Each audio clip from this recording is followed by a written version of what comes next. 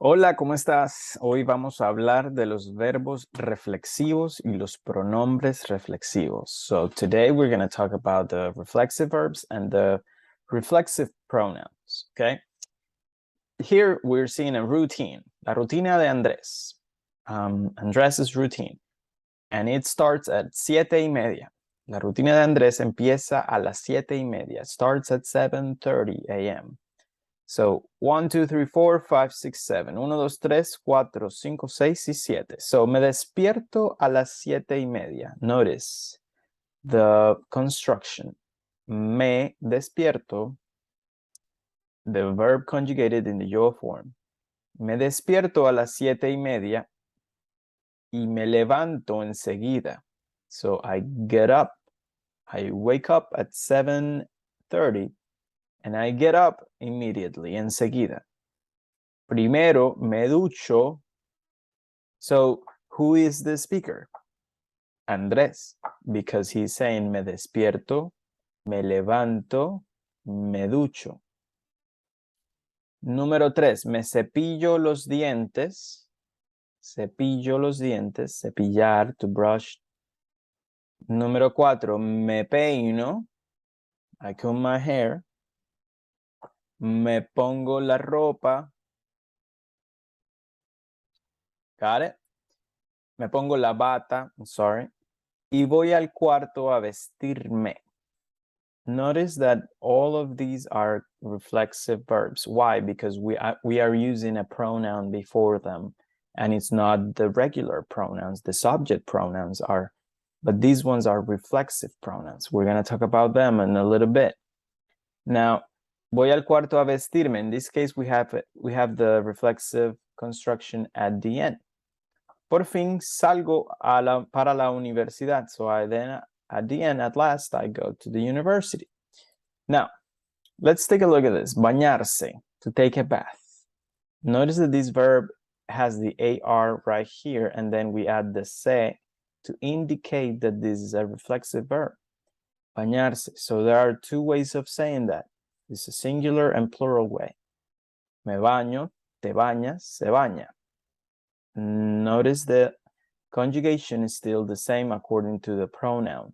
So we have me, te, and se as reflexive pronouns, pronombres reflexivos, and we also have nos and se as pronombres reflexivos as well. But these are the plural ones right here. Me baño, I take a bath. Te bañas, you take a bath. Se baña, you, he or she or it takes a bath. Nos bañamos, we take a bath. Y se bañan, you, they take a bath. Meaning they as girls or guys. Cool? Now, pronombres reflexivos, what is that? Are these pronouns right here that are used to replace the subject pronoun when we have a reflexive verb. So we have me, te, se, nos, and se plural for all these pronouns that we already know. Meaning what? Myself, yourself, himself, herself, itself, yourself, and so on. Why? Because these verbs that we're talking about are special. These are reflexive verbs, meaning that they are verbs that are taking action on the speaker or whoever the speaker is telling the verb is taking action to. Like showering is a direct action. Or verbs of our routine like brushing the teeth or waking up or getting up. So you gotta be careful that verbs used reflexively often do not have an exact parallel in English, and there's not always a reflexive pronoun in the translation. So be careful with translating things in the literal translation. Now, also notice that some of these reflexive verbs also have stem changes, like from the e, when we have an e in the verb, it transforms in the conjugation into ie. When we have an o, it transforms into ue. And when we have an e, it transforms into e sometimes. So be careful of the stem change in verbs too. Now let's take a look at this one.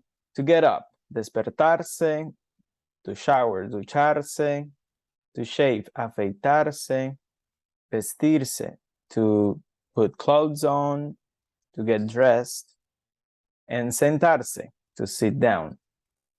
The se at the end is telling me that these are reflexive verbs and they need to be conjugated. How? Using reflexive pronouns.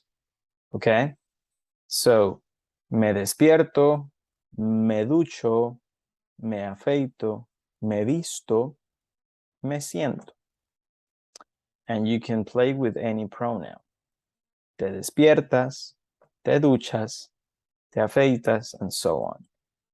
Here, I'll give you a list of some of the most common reflexive pronouns, like acostarse, to go to bed, afeitarse, to shave, cepillarse los dientes, brush teeth, despertarse, to wake up, divertirse, to have a good time, to have fun, dormirse, to fall asleep, ducharse, to take a shower, levantarse, to get up, llamarse, to be called, peinarse, to do, or to do one's hair or to brush hair, ponerse, to put on clothing, quitarse, to take off clothing, sentarse, to sit down, and vestirse, to get dressed. Another way of saying that. And the reason I just read all this is because I want you to hear the pronunciation of these all.